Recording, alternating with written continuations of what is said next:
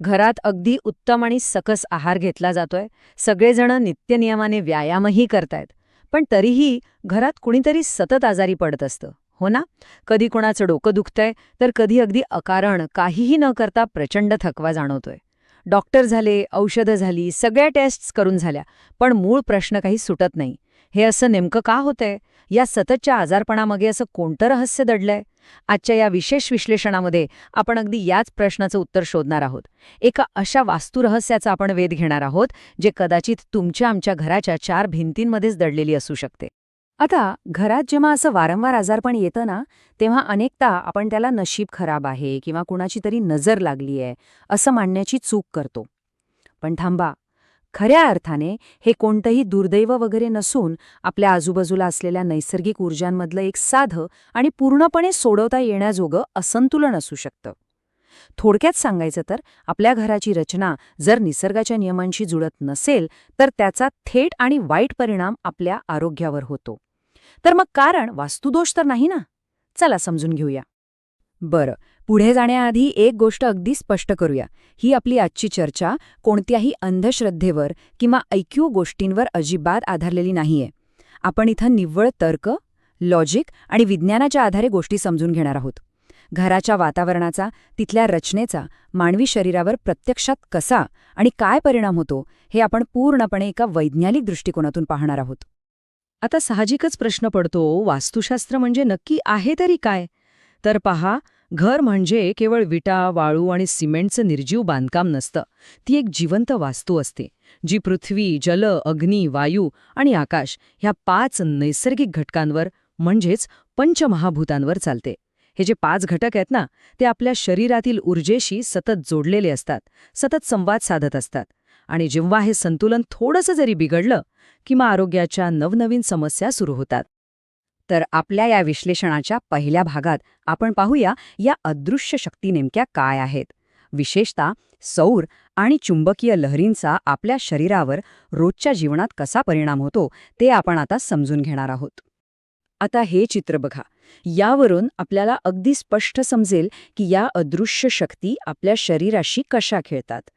पृथ्वीची चुंबकीय ऊर्जा म्हणजे मॅग्नेटिक एनर्जी ही नेहमी उत्तरेकडून घरात प्रवेश करते, तर सौर ऊर्जा म्हणजे सूर्याची ताकद पूर्वेकडून येते.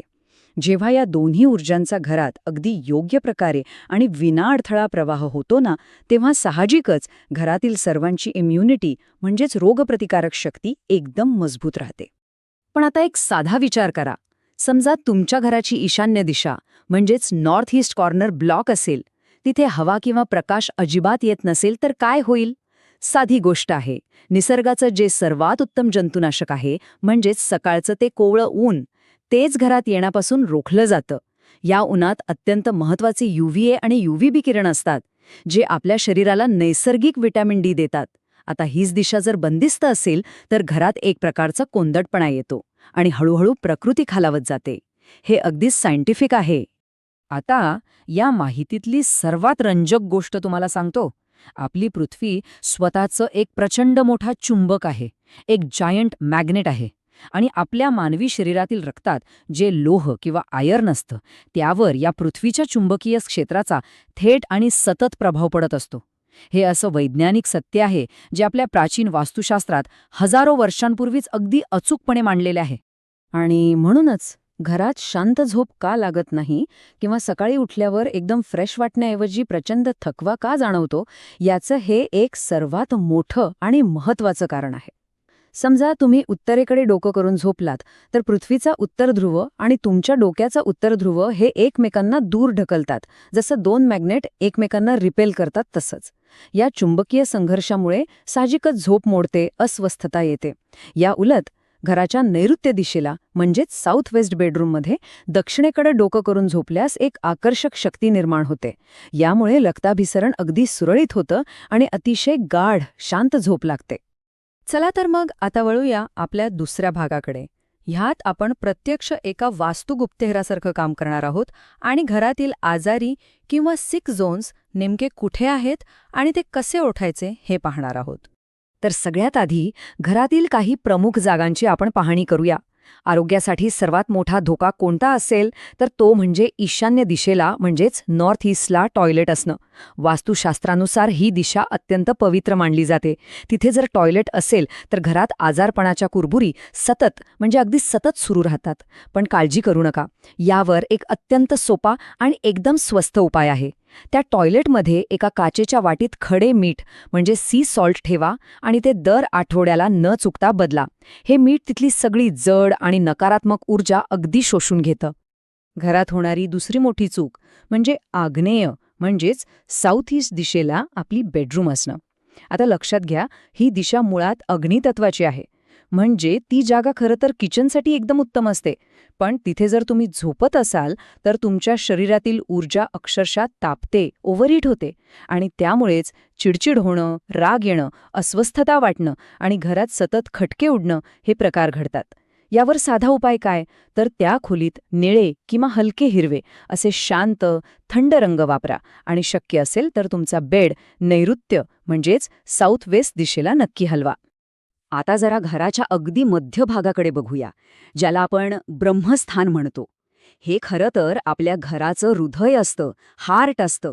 जर त्या मध्यभागी खूप जड सामान ठेवलं असेल, तिथे सतत अंधार असेल किंवा खूप अडगळं असेल, तर विचार करा, ते घराचं हृदयच एक प्रकारे दाबलं जातं, ब्लॉक होतं आणि यामुळेच घरातील लोकांना अगदी अकारण आणि प्रचंड थकवा जाणवतो.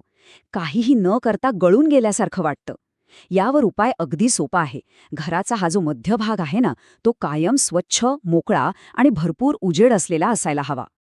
आता तुम्ही म्हणाल, हे सगळं तर ठीक आहे, पण आमच्या घरात आधीच बांधकाम झालंय, त्याचं काय?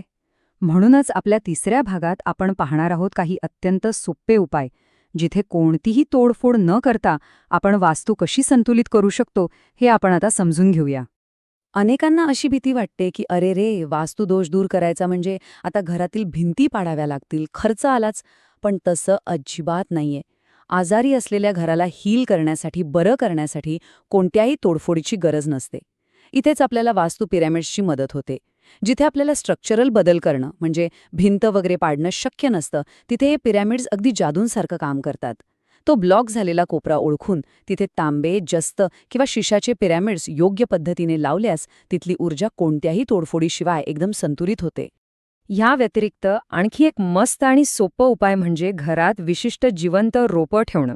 हो, रोपं. घराच्या उत्तर किंवा पूर्वेला तुळस लावणं शुद्धतेसाठी उत्तम. पैशाच्या स्थिरतेसाठी आग्नेय दिशेला जेड प्लांट आणि घरातली हवा शुद्ध करण्यासाठी अरेका पाम नक्की ठेवा. ही झाडं घरात लावल्याने त्वरित ऑक्सिजन तर वाढतोच, पण सगळ्यांचा मूडही फ्रेश राहतो. ती एक नॅचरल एनर्जी बूस्टर म्हणून काम करतात. पण हो, एक महत्त्वाचा नियम कायम लक्षात ठेवा बरं का. घरात मेलेली किंवा सुकलेली झाडं, पाने अजिबात ठेवू नका. तो एक स्ट्रिक्ट नो आहे. चला तर मग, आता आपण जे काही पाहिलं ते थोडक्यात एकत्र करूया. मी तुम्हाला एक 5 मिनिटांची rapid fire home audit checklist देते, जी तुम्ही आजच अगदी आत्ता तपासून पाहू शकता. बघा बरं, तुमच्या घराचा मध्यभाग मोकळा आणि उजळ आहे का? ईशान्य कोपरा म्हणजे नॉर्थ ईस्ट स्वच्छ आहे ना? गॅसची शेगडी आग्नेयेला आहे का? आणि टॉयलेटमध्ये खेळती हवा आणि खड्या मिठाची वाटी ठेवली आहे का? तसंच घराचा मुख्य दरवाजा एकदम स्वच्छ आणि प्रसन्न आहे का? हे आज नक्की तपासून पहा. शेवटी एक गोष्ट कायम ध्यानात असू द्या, आपलं घर हे निव्वळ सिमेंटचं जंगल नाहीये. ती एक जिवंत आणि सतत श्वास घेणारी वास्तू आहे. ती तुमच्या स्वच्छतेला, घरातल्या प्रकाशाला आणि वस्तूंच्या सुबक मांडणीला अगदी छान प्रतिसाद देत असते. आपल्या रोजच्या छोट्या छोट्या अगदी साध्या कृतींमधूनच एक आरोग्यदायी, सकारात्मक आणि समृद्धीला पाठिंबा देणारं घर उभं राहत असतं. आणि आता एका विचार करायला लावणाऱ्या प्रश्नासोबत आपण आज इथेच थांबूया. आजच्या या संपूर्ण वैज्ञानिक आणि पारंपरिक दृष्टिकोनावर आधारित माहितीनंतर स्वतःला हा एक प्रश्न नक्की विचारा. तुमच्या सभोवतालची वास्तुरचना तुमच्या आणि तुमच्या कुटुंबाच्या संपूर्ण आरोग्यासाठी खरंच काम करत आहे, की नकळतपणे ती तुमच्या विरुद्ध काम करून तुमची ऊर्जा हिरावून घेत आहे? आजच आपल्या घराचं या नव्या वैज्ञानिक दृष्टीने परीक्षण करा आणि एका निरोगी, आनंदी जीवनाकडे नक्की वाटचाल करा.